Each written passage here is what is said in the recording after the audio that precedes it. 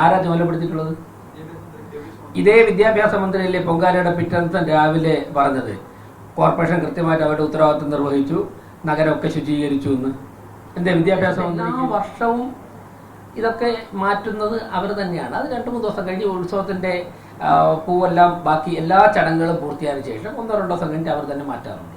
ഞങ്ങളോട് പ്രാവശ്യം ആവശ്യപ്പെട്ടിട്ടില്ല. ആവശ്യപ്പെട്ടെങ്കിൽ ഒരു 10-20-25 കിലോമീറ്റർ ചുറ്റളവിലുള്ള മുഴുവൻ പ്രദേശവും വൃത്തിയാക്കി ഞങ്ങൾക്ക് അവിടുത്തെ ഒരു 1/2 ഏക്കറിൽ അല്ല കുറച്ച് പൂ മാറ്റാൻ വേണ്ടി ഞങ്ങൾക്ക് ബുദ്ധിമുട്ടില്ല. പക്ഷേ അവരുടെ പ്രോപ്പർട്ടിക്കകത്ത് എല്ലാ കാര്യങ്ങളും അവർ ചെയ്യുന്നതായതുകൊണ്ട് തന്നെ ക്ഷേത്ര ട്രസ്റ്റ് തന്നെയാണ് അതിൻ്റെ ഉത്തരവാദിത്വം എന്ന് ട്രസ്റ്റ് തന്നെ പറഞ്ഞിട്ടുണ്ട്. അപ്പോൾ അവിടെ നിർമ്മാണ പ്രവർത്തനം നേരത്തെ നടന്നു. നിർമ്മാണ പ്രവർത്തനം കോർപ്പറേഷൻ്റെ കൺട്രോളിൽ അവരുടെ കല്യാണ മണ്ഡപവും അവിടുത്തെ പ്രതിമ നിർമ്മിക്കുന്നതും ഒക്കെ തന്നെ അവർ ചെയ്യുന്നതാണ്. അപ്രതീക്ഷിതമായി മഴ വന്നപ്പോഴേക്കും അവിടെ കുറച്ച് വെള്ളം ഉയർന്നു. അപ്പോൾ പലരും സോഷ്യൽ മീഡിയയിൽ എടുത്തിട്ട് ഇത് കോർപ്പറേഷൻ്റെ ഉത്തരവാദിത്തമാണെന്നൊക്കെ പറഞ്ഞു. പക്ഷേ ട്രസ്റ്റിൻ്റെ ഭാരവാഹികൾ തന്നെ പറഞ്ഞിട്ടുണ്ട് ഇത് ചെയ്യേണ്ടത് ഞങ്ങളാണ് എന്ന് അവർ തന്നെ പറഞ്ഞിട്ടുണ്ട്, ഞങ്ങളുടെ പ്രോപ്പർട്ടിയാണ് എന്ന് അവർ തന്നെ പറഞ്ഞിട്ടുണ്ട്. ഓക്കെ, അപ്പോൾ കോർപ്പറേഷൻ നടത്തേണ്ട ഉത്തരവാദിത്വം 100% നിർവഹിച്ചിട്ടുണ്ട്. അതിൻ്റെ പൊങ്കാലയുടെ ശോഭ കളങ്കപ്പെടുത്താൻ ആര് ശ്രമിച്ചാലും അത് ജനങ്ങൾ തിരസ്കരിക്കും.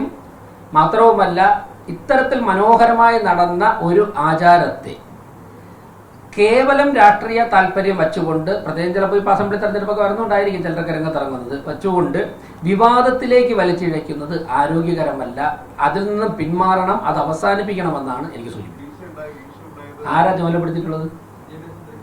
ഇതേ വിദ്യാഭ്യാസ മന്ത്രിയല്ലേ പൊങ്കാലയുടെ പിറ്റേന്ന് രാവിലെ പറഞ്ഞത് കോർപ്പറേഷൻ കൃത്യമായിട്ട് അവരുടെ ഉത്തരവാദിത്വം നിർവഹിച്ചു, നഗരമൊക്കെ ശുചീകരിച്ചു എന്ന്? എന്തേ വിദ്യാഭ്യാസ മന്ത്രിക്ക് പിറ്റേ ദിവസം രാവിലെ ഇതേ മന്ത്രിയല്ലേ പറഞ്ഞത്? എന്നിട്ട് 24 മണിക്കൂർ മന്ത്രിക്ക് നിലപാട് മാറ്റേണ്ടി വന്നു. അപ്പോൾ ഞാൻ നേരത്തെ അതാണ് തുടക്കത്തിൽ പറഞ്ഞത്, പൊങ്കാല കഴിഞ്ഞ് 2-3 ദിവസം കഴിഞ്ഞപ്പോഴേക്ക് സമൂഹത്തിന്റെ എല്ലാ ഭാഗങ്ങളിൽ നിന്നും നടത്തിപ്പിനെ, അത് കോർപ്പറേഷൻ മാത്രമല്ല, അത് സംസ്ഥാന സർക്കാരിന്റെ വകുപ്പുകൾ. ഞാൻ ആദ്യം തന്നെ പോലീസിനെ കുറിച്ചല്ലേ പറഞ്ഞത്.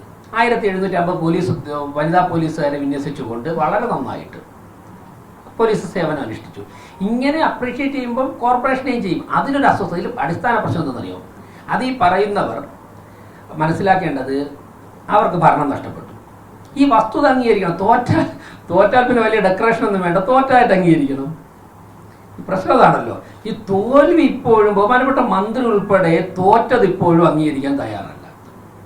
ഇപ്പം മേയർ അദ്ദേഹമല്ല, അദ്ദേഹം മേയറായിരുന്ന ഒരു കാലഘട്ടത്തിൽ. ഇപ്പൊ ജനങ്ങൾ വേറെ മേയറെ തിരഞ്ഞെടുത്തിരിക്കുന്നു. കുറച്ച് കഴിയുമ്പോൾ ഞാൻ മാറി പുതിയ മേയർ. അപ്പോൾ പുതിയൊരു മേയർ വരുമ്പോൾ പുതിയൊരു മേയർ വന്നുവെന്നും അവരെയാണ് ജനം തിരഞ്ഞെടുത്തിരിക്കുന്നതെന്നും പുതിയൊരു കോർപ്പറേഷൻ ഭരണസമിതി വന്നുവെന്നും അവരെയാണ് ജനങ്ങൾ തിരഞ്ഞെടുത്തിരിക്കുന്നതെന്നും അംഗീകരിക്കാൻ തയ്യാറാകണം.